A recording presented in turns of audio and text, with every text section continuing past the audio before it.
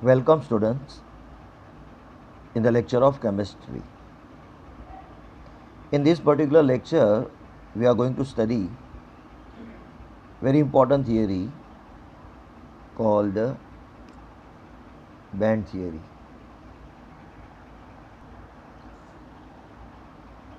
Band theory is a general form of theory that explains the electrical properties of solids.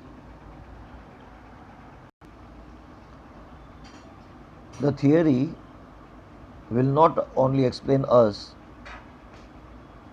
the electrical properties of solids, but it will also explain us how minds of scientists work, how they formulate particular theory. Most of the theories in general and band theory in particular is composed of macroscopic formulation and microscopic formulation. Once again, most of the scientific theory is consisted of two parts: the macroscopic formulation and microscopic formulation of the theory. Let us discuss the macroscopic formulation of this theory, and after that we shall discuss the microscopic formulation of the theory. Scientists must have collected a large number of solids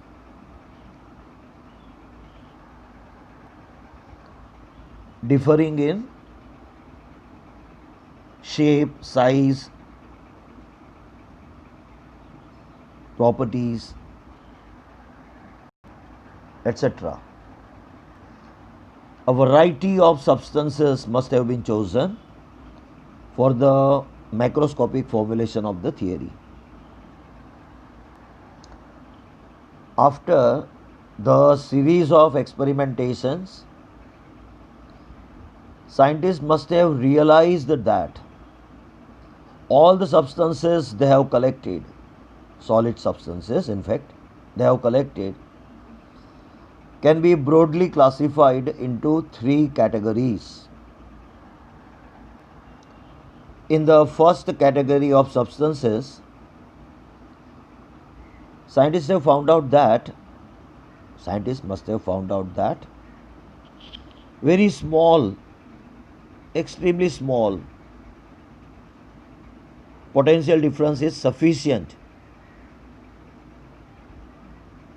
to make electric current to flow through them. These substances are categorized as conductors. In the second category of substances, scientists must have found out that relatively large value of potential difference is required to make electricity to flow through them. Such substances are labeled as semiconductors. And finally, they have found out that there are substances in which extremely large value of potential difference is needed to pass electric current, to pass electricity through them. These substances were categorized as insulators. Thus, all the solid substances they have collected were classified into three categories, three types: the conductors, the semiconductors, and the insulators. Conductors were the substances which required very small potential difference to conduct electricity through them. Semiconductors were those substances which required relatively larger value of potential difference to conduct electricity through them. And insulators were those substances which practically did not conduct electricity at all, only when extremely large, unbelievably large value of potential difference only can make electricity to pass through them. Thus, during the macroscopic formulation of the theory, on practical ground they have found out that there are three types of substances, there are three types of solid substances on the basis of the electrical properties: the conductors, the semiconductors, and the insulators. Based upon these experiments, scientists imagined that every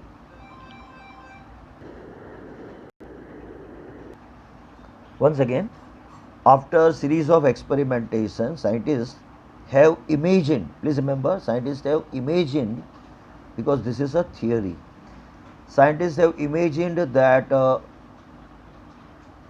solid has in them two regions, two areas, two bands. Before we apply potential difference, remember, scientists have already idea that it is the electrons that carry electric current. Electrons are responsible for conduction of electric current. So they imagined existence of two areas, two regions, two bands present in all the solids. Purely imagination. The electrons, before we apply potential difference, that is, before we apply energy, the electrons are present in the band, in the area, in the region, in the band which is called valence band. So once again, before we supply any energy in the form of potential difference, electrons must have been present in the region, in the area, in the band called valence band. And after energy is being supplied in the form of potential difference, the electrons jump to the higher energy band called conduction band. So if we make electrons to jump from valence band to conduction band, then they will flow and a solid can conduct electricity. This higher energy band is known as conduction band. Once again, the theory predicts that every solid is consisted of two bands, the valence band and the conduction band. Before we excite electron by supplying energy, they are believed they are imagined to be present in the valence band, and after energy is being supplied, the electrons jump and come to conduction band, and once electrons are in conduction band, they flow and conduct electricity. This was the macroscopic formulation of the theory. However, the real challenge lies in the microscopic formulation of the theory. That means it needs to explain how these bands must have been formed.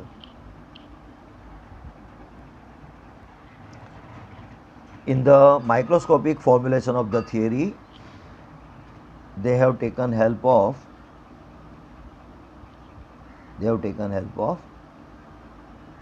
molecular orbital theory. Once again, in the microscopic formulation of band theory, scientists have taken the help of one important theory called molecular orbital theory. According to molecular orbital theory,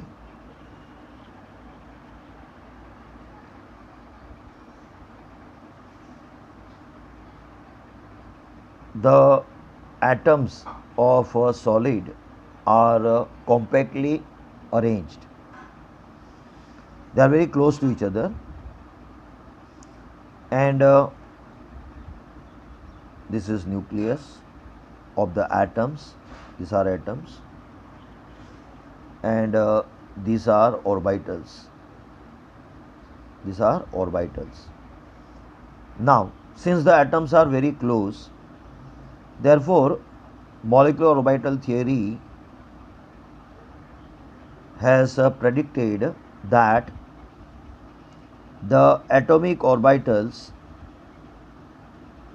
merge together to form molecular orbital. Once again, since atoms are very close, therefore atomic orbitals mix together to form molecular orbitals.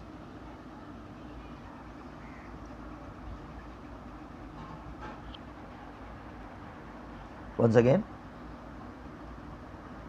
atomic orbitals merge together to form molecular orbitals.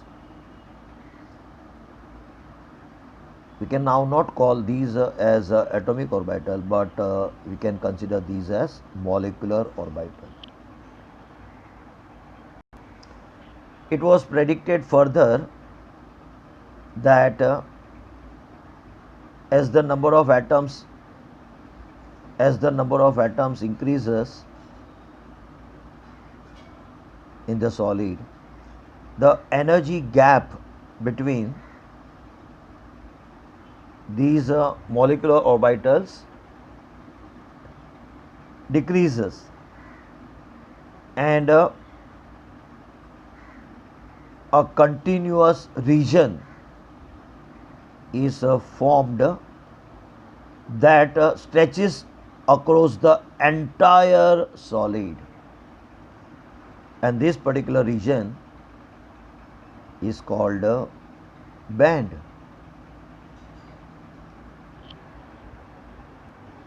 Once again, according to molecular orbital theory, the atoms of solid are compactly arranged, and therefore atomic orbitals merge to form molecular orbitals, and as the number of atoms increases, the energy between these orbitals decreases, and finally these various molecular orbitals merge together to form a continuous band that spreads, that stretches across the entire crystalline solid. So, the band theory predicts that the band is formed in this particular way. It was also predicted that the band formed by inner orbitals. It was also predicted that the band formed by merging of inner orbitals is called valence band, and the band formed by merging of outermost orbital and empty orbital, empty orbital, is known as conduction band. Once again, the theory predicts that, molecular orbital theory, the band theory predicts that the band formed by merging of inner orbitals is called valence band, and band formed by merging of the outermost orbital and few empty orbitals in the atom together form a conduction band. So this is how band theory was compiled, the macroscopic as well as microscopic formulation. As for example, electronic configuration of magnesium is 1s2, 2s2, 2p6, 3s2. The theory predicts that the valence band is formed by merging of inner 1s, 2s and 2p orbitals. Once again, the valence band is formed in magnesium due to merging of 1s, 2s and 2p orbitals, whereas conduction band is formed by merging of 3s and empty 3p orbital. Then the last part is simple to understand, that in conductors the energy gap between these two bands is negligible, so that very small amount of energy is required to make electrons to jump from valence band to conduction band. So metals are conductors, okay, and in semiconductors the energy gap between the valence band and the conduction band is moderate, so moderate amount of energy is required to make electrons to jump from valence band to conduction band. So these substances are called semiconductors. Example: silicon, germanium, etc. And see here, the energy gap between valence band and conduction band is extremely large, so it is almost impossible to make electrons to jump from valence band to conduction band, or in the other words, extremely large amount of energy is required to make electrons to jump from valence band to conduction band. And such substances are called insulators. Plastic, rubber, glass, etc. are examples of insulators. So this is all about band theory. As it is theory, it makes a prediction. So all these are predictions of the theory.